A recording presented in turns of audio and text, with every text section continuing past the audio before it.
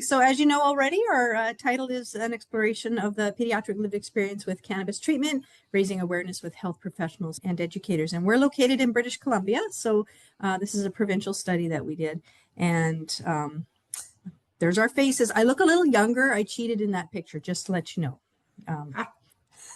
Anyway, and as you already acknowledged, we're over at Thompson Rivers University in Kamloops, BC, and we're on the unceded territory of the Secwepemc Ulu, and it's just a gorgeous day. And one of the biggest complaints I had this morning was I had to wait for 40 mountain sheep to get to Nan's house that were crossing the street and butting their horns. It's a real deal. It's a real deal. Yeah. Anyway, just reminded me of what a beautiful place we're working and playing and living in. So yeah, we're really honored to be here. And I'll just carry on with our presentation. And thank you everybody for coming today on a Friday. But this group rocks, like really, just such a great group.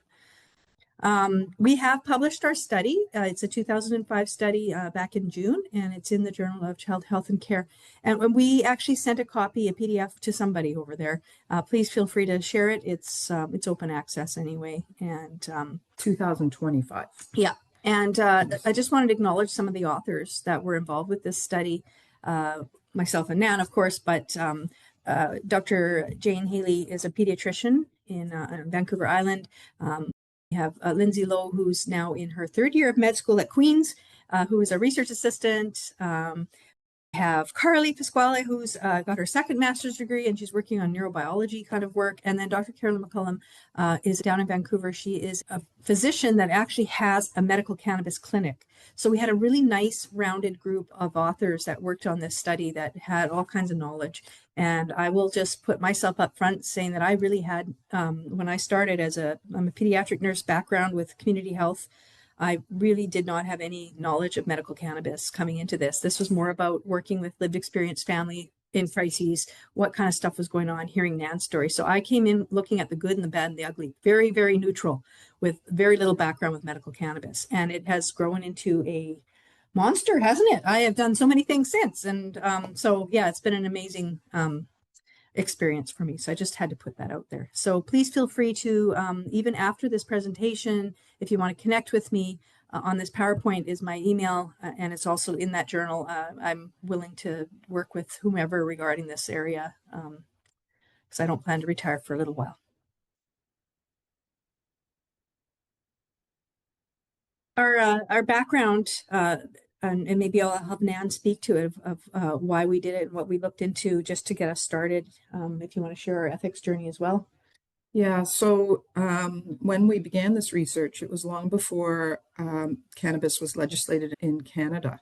So we were already getting a lot of eyebrows raised around research with medical cannabis, especially for children, which was even more crazy with an illegal drug. Assumed harm, which I will share with you, it's not harmful. Son's been on it since he's age 12 and now he's 23 and we haven't seen a seizure. I'll tell all the good stuff when I speak about the lived experience. But in terms of ethics approval, the university where we both taught at, and Florriann's still there, I'm retired now, Thompson Rivers, they really heard the need for research in this area. And I'm grateful to Thompson Rivers University for trusting us to do this work long before pediatric cases were being looked at. The research was on adults with PTSD, veterans, and chronic pain, people living with cancer and other medical diagnoses. And there was lots of research on chronic pain, but not really in pediatrics. So Thompson Rivers University took a risk. They covered us with ethics, and then Florriann and I could move into the interviews after that. And I thank Florriann as well. I was the one saying, hey, this is my child's experience. You're the nurse, I'm the educator, teacher educator. Do you want to join forces? And it's been a match made in heaven. I'm super grateful for Florriann because even in her department, again, eyebrows raised and what's going on here. But my philosophy as a parent, supporting other families, I support other families to navigate services. The only way for social change and health development and service development for fragile families or vulnerable kids, or however you want to phrase the terms, is to try new things. And I'm that parent. And Florriann's that nurse educator. And so now that it's legalized, medical cannabis is legalized and much more accessible.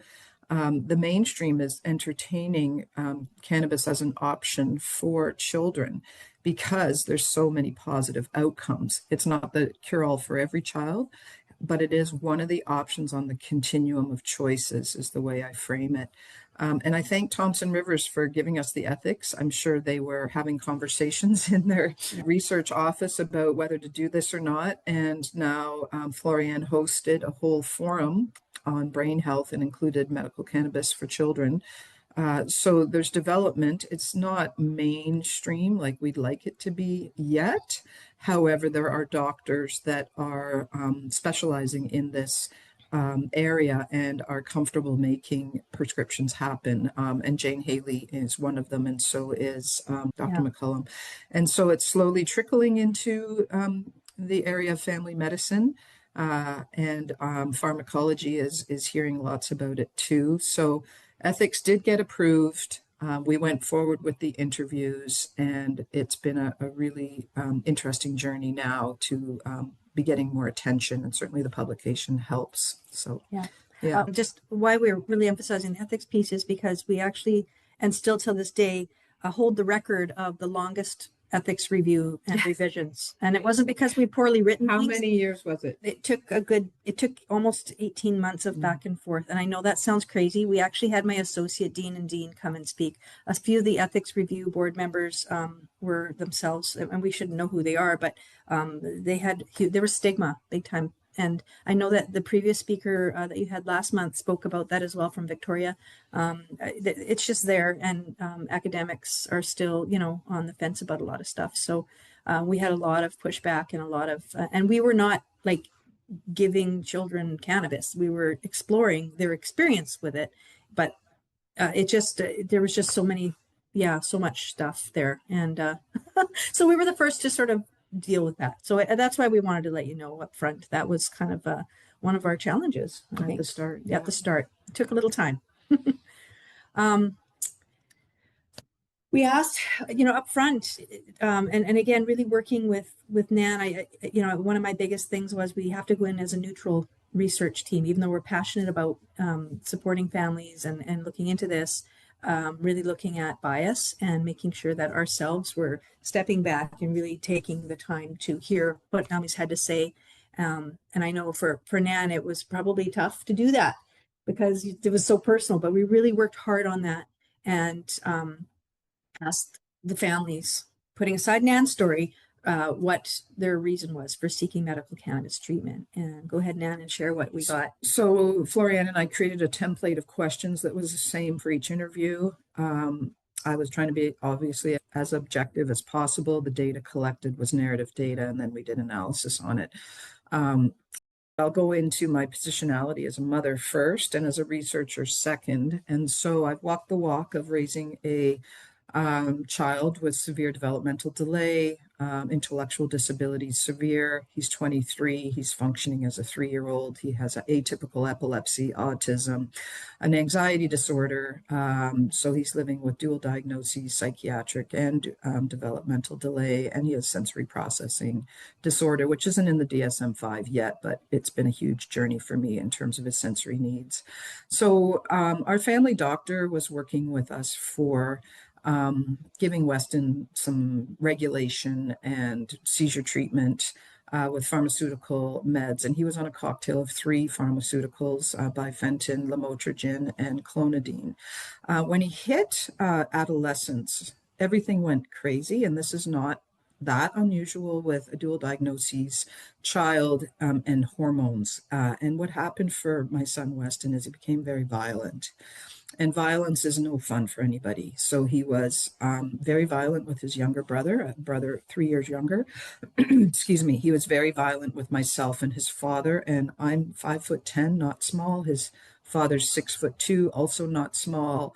But when you have rage behind nails and teeth, and hair pulling became a specialty of his, it's very tricky to be around a dysregulated, violent 12-year-old. So my other son, Finn, asked for a lock on his bedroom to keep himself safe. Weston was extremely violent at school one day and went after his education assistants, two of them, and his teacher. Went on stress leave. And as a consequence, my son was asked to leave elementary school altogether. He was in grade 7. He had been at the school for 6 years and it had gone really well. So our family was in crisis. He wasn't allowed into school. Both parents full-time employed and busy. Another child to raise. And so the crisis point is what got me looking for another alternative. My family physician tried, if you can believe it, 5 different medications. Pharmaceutical intervention isn't necessarily the big answer for behavioral issues. There's so many parts of the environmental scan that need to be included when a child is so dysregulated. And I asked her on the 5th intervention, which was gabapentin, and I'm pretty sure we all know that's not the answer. I asked her, are you aware of this being helpful? Or she goes, no, I have no idea. I'm trying to find an answer for you. I have no idea how these pharmaceuticals are going to help or not help. And she admitted that, and I was super grateful for her honesty. So at the time, a girl in Colorado named Charlotte Fiji was getting quite a bit of attention in the media because she lived with Dravet syndrome. And Dravet syndrome is a situation where an individual has clonic seizures pretty much every 30 minutes, this young girl at the age of 13. And what was happening for this family is they saw their daughter declining so fast that she was not able to walk, not able to talk, not able to eat independently anymore. And the Fiji parents approached the brothers, what were their names? Oh, I can't remember. Anyway, Stanley Brothers, excuse me, Stanley that's Brothers right. in Colorado, who have their own organic cannabis operation because they were desperate, these parents, and said, can you create something? And they had been working similarly with veterans with PTSD and chronic pain populations. And the parents said, could you try anything for our girl, Charlotte? She's essentially going to die, and the medical team has said there's nothing they can do for her. So the Stanley Brothers created a strain of very concentrated CBD, and it was given to Charlotte one day, and she didn't have a seizure that day. And as you can imagine, the parents were floored, excited, blown away. And they gave her another dose that night, and she did not have a seizure that night. And she had been having seizures every 30 minutes. Ridiculous, causing extreme distress to herself and her parents. So there was some hope there. And this was in the media. At the time, Weston was kicked out of school, and I was seeking some alternatives. And so my husband and I decided that we should seek a physician who could offer CBD to Weston. Now, Sleepy Kamloops is what I call our town. It was 80,000 at the time, very conservative place here, affectionately called conservative. And I started to ask around. Now, there was an ER doctor at the hospital here who was doing research with medical cannabis, and he had funding and he was doing some neat things. So I approached him, called his office, and they had zero interest in a pediatric case and told me so. Absolutely not. This doctor will not work with pediatric cases. It's far too unknown. All of the things that I expected to hear, and I wouldn't take no for an answer. So 3 weeks of bothering the office almost every day. This is what mothers like myself have to do when we advocate for our nonverbal disabled loved ones. And so I was getting nowhere. There's something called social capital. It's a big deal in my life. It's in my book about when you can't get what you need, you go to the places in your community of social capital to get support. So I learned that my husband, when he was at UBC in engineering, he was very, very good friends with an ER doc who happened to work alongside this other ER doc in the United Arab Emirates for 5 years. They were in the same hospital overseas. My husband called this mutual friend of this doctor I was trying to access and said, our family's in crisis. And this man had met Weston many times in our community. And he called the doctor working in cannabis research and said, you need to see this family. They need help. So I got a Skype interview with the medical doctor locally here doing some cannabis work. And he interviewed my husband and I. I'm an academic and a teacher, and my husband an engineer. We passed the credibility test.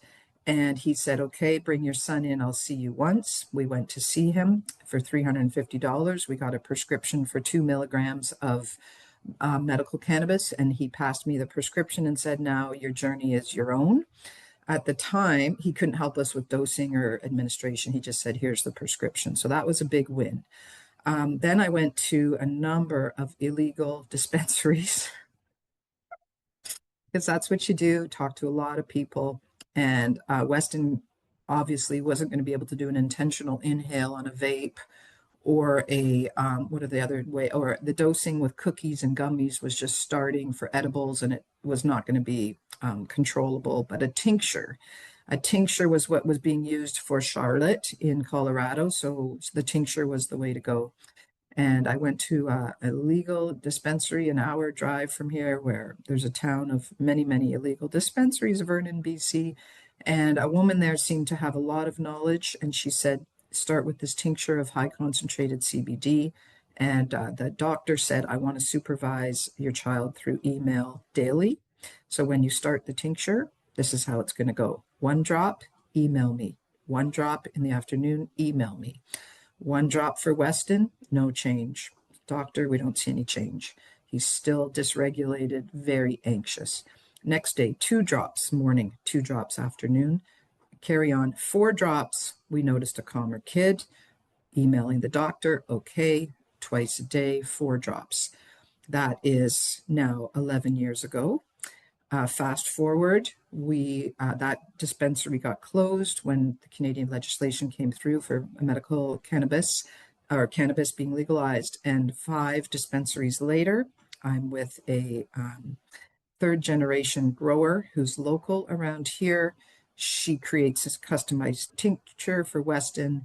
We have not seen a seizure in 8 years. We have a child who is calm, happy. People don't even recognize him who haven't seen him in a while.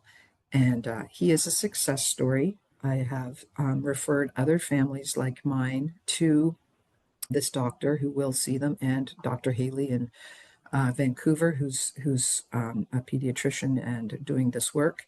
And they haven't had the same outcome, positive outcome. So one of the messages for all of you to take away is it's not the magic bullet, it's case by case, obviously, like other interventions.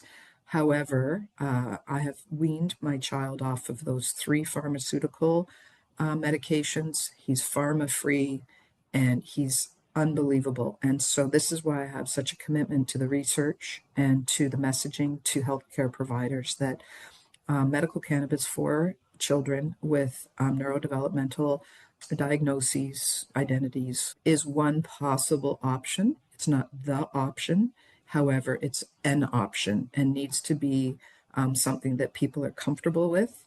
We reduce the stigma as we tell our story. And I'm working with medical doctors at UBC. I've been asked to be a mentor, and the School of Pharmacology, a beautiful opportunity for myself. And it's opening slowly, the conversation, and the stigma is going down, but it's slow. And so I'm super grateful for opportunities like today to share the story. And we spent some time talking about this so you understand the positionality. I also, having no education in the background, learned from Nan and then came in with that eye of how can we be neutral when we're doing this study? Because she already has a storyline, but we have to make sure that we're not putting bias into what we're collecting. And interestingly enough, we had some very similar themes of what you went through, and that was people were going through a crisis. The pharmaceutical interventions were not working. Guardians were looking for alternative therapies, and also others were right in there doing this social capital that you were talking about, and just investigating stories themselves, whether it was looking on the web, on Facebook, and trying to find a way to help their loved ones. So, and that is a common theme, I believe, with previous researchers that have talked with the C4T group here. So our studies, basically, when we got down to the findings piece, we had 4 main themes, and again, really trying hard to make sure we weren't, I guess, being biased from Nan's experience, and really just taking the data as it was. It was descriptive phenomenology from 14 families, and yeah, you want to speak to the first 2, just the how things, or do you actually? I'll speak to the first 2, and you can speak to the last 2. Sounds great. Okay, sounds good. So the first one was really their big concerns about not feeling supported by the healthcare professionals, and then there was some efficacy that surprised them. And so the biggest concerns, and I have some raw data quotes here, were that the caregivers experienced limited support and consistent guidance from healthcare practitioners regarding medical cannabis. Just really that whole upfront kind of take of physicians or even a nurse practitioner saying, I don't want to touch it. I have no idea. And so we had families also facing barriers, just accessing the medical cannabis itself, and really doing kind of what you were just saying with your own narrative, playing around with dosages and trying to figure out, what would be the best way. It was really trial and error. And so I have some quotes there regarding just this trial and error experience, and trying to find the right strain, and how we have to wait maybe months to even find that sweet spot. That was a term that I never heard of before, a phrase, and just to keep a journal to keep track of things. And especially because these are children who are going through growth spurts and going through all kinds of different changes themselves, regardless of whatever their diagnosis was, it just makes it even more complicated. I want to say something about For sure. Okay, Nan wants to show something. Since we're at home, this is the tincture. What I want to share is that the stigma around this intervention was so large because folks were thinking, doctors included, that there was harm that I was doing to my child because it's THC, which is psychotropic. Well, this is 33-1. It's working with ratios. There's 66-1 CBD to THC. And the THC is added as a entourage effect. So in pharmacology, when medication is given, this is the CBD at 33 or 66, and here's the 1 part THC. The entourage effect in pharmacology is very common, that with the THC added to the CBD, the efficacy of the CBD almost doubles. And so it's purposeful in adding a small bit of THC to increase the usefulness of the CBD. But the CBD is non-psychotropic. It is non-psychotropic. And the THC is so small that I've taken this. I've taken every single product that I went through all of those dispensaries, because I wanted to feel what Weston would be feeling, which is what we recommend to parents. And there was one product, admittedly, I felt very stoned. Okay. And that one went in the garbage pretty fast. But in terms of psychotropics, this is non-harmful. The CBD is not psychotropic, and it's more of a anxiety calming. If we learned about the pharmacology and the CBD receptors in the neurotransmitter area of the neurons, that's a very specific physiology. But we do, as humans, have CBD receptors, and so there was a place for this plant medicine, in the evolution of the human being, long before this current state of neuroscience, where we know about these CBD receptors, which is a very interesting part of the story. Yeah, I work with an educator, you can tell. The efficacy piece was all over. We had a lot of really interesting outcomes. Caregivers were reporting improvements with reduced seizures, which is obviously well in the literature, and decreased anxiety, better social and verbal functioning. This is the one that really got to me as a nurse, hearing, but again, having to try to be neutral with all of it, where someone shared and said, yeah, I heard I love you for the first time, unprompted, from kids that generally would not be doing something so intuitive. Things like that were happening, and so these children are showing a bit of focus and able to take things in. But medical cannabis also was not always effective for all the children. We had just a general sort of piece where they were reporting positive outcomes, but not all of them felt that it was the magic bullet. They're still doing other types of therapies, using it as an adjunct therapy, and sometimes no longer wanting to take the product. So we had. And of course, it was sort of all threaded through all these deep narrative interviews that we were doing, which, by the way, the interviews themselves would be an hour to 2 hours several times. Like it wasn't just a one-time deal. We were, they had so much to share that we had to kind of break it up a bit, but very deep data when you do descriptive phenomenology.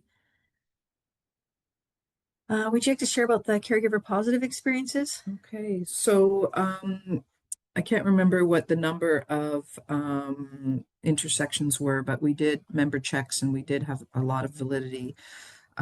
We observed, or the parents interviewed observed reduced caregiver stress and emotional well-being, because when your child's doing better, you do better. I feel like a parent, not a basket case. I'm sleeping better. I manage a part-time job. I'm more in control. And to improve child outcomes, impacting the whole family and quality of life in general. We went from being shut in to going on outings. Now we can go to restaurants. When there's a more regulated child, there's a more regulated family, the family-centered approach. So that was definitely an outcome. And then our last theme. Caregivers become knowledgeable experts in medical cannabis dosing, administration, observing their child's responses. So again, family-centered approach. Let's have the primary caregiver be an expert. I really fall back on the group a lot. I have a good background on chemistry and totally understand terpene profiles. So a mother getting educated. Second theme, caregivers shared knowledge with others and informed healthcare professionals, contributing to practical understanding and future research. We just become the researcher. We are wanting to help others too. We have to. It gives us strength to move forward. So mothers, like mothers, I call them, we support each other. We hear from each other what's working for your child, especially in crises. What have you done? Tell me more. So sharing that knowledge. Yeah. So yeah, there were a lot of take homes from this, and this was our first round, really. It was a pilot study in a sense, for me especially. And since then, things have just grown. But one of the main pieces that I took as a researcher, but also thinking it through a practitioner lens, was that caregivers are the experts. They play a central role in managing medical cannabis and observing the outcomes. They know their children, right? And really, as a nurse and speaking with my physician friends, it was really about, we really need to listen to the caregivers and what it is they're going through and what they're doing, and all the amounts of leaps and challenges that they just persevere through. There were definitely a lot of healthcare gaps, a lot of lack of knowledge. Even till this day, we haven't, I call it cannabinized. I don't know if that's a word, our curriculum, but really trying to reach out. And so some of the things that I've done since, as being a researcher, is I've taken part in our Canadian Association Schools of Nursing and assisted being part of, and also the Canadian Nurses Association, looking at, what are we educating our nurses at a, frontline level in our pharmacology classes regarding cannabis? Well, right now we're mostly just looking at the recreational side and the whole addiction piece of it, but we're not actually looking at the medical piece. And so that's, from that, I've tried to go forward and really look at, are we actually looking at the research and looking for future research? Definitely, we noticed that it's not a universal solution, which you've heard already, and that more research is needed. But another piece of this was networking out and sharing and putting on forums, which I've done 4 forums at our university. And because of that, I've actually opened up other doors, and I've actually seen young or older adolescents that are dealing and struggling with addiction issues are using medical cannabis as a way to help with their withdrawal and also cravings of opioids. So there have been some spin-offs of this. And obviously the biggest piece is just the impact. The family impact is so huge. Having positive child outcomes reduces the stress, decreases chance of divorce, decreases all these other kinds of things about quality of life. The whole thing with siblings on the side that are it's just life itself. Having more time, less stress was a big take home. And that is huge for a family, because one child is not just one child. It's a family. A system. A system. Yeah. So, so our discussion you'll find in our article is, I feel quite balanced. And we did have contributors looking at it and consultants to see, are we being biased in the end? Because that was my big worry, because there was so much positivity that came out. But I really wanted to I take it that people reading our research are going to make decisions, important decisions. So I wanted it to be neutral, but fair, and also be true research. So rigorous is the word I'm looking for.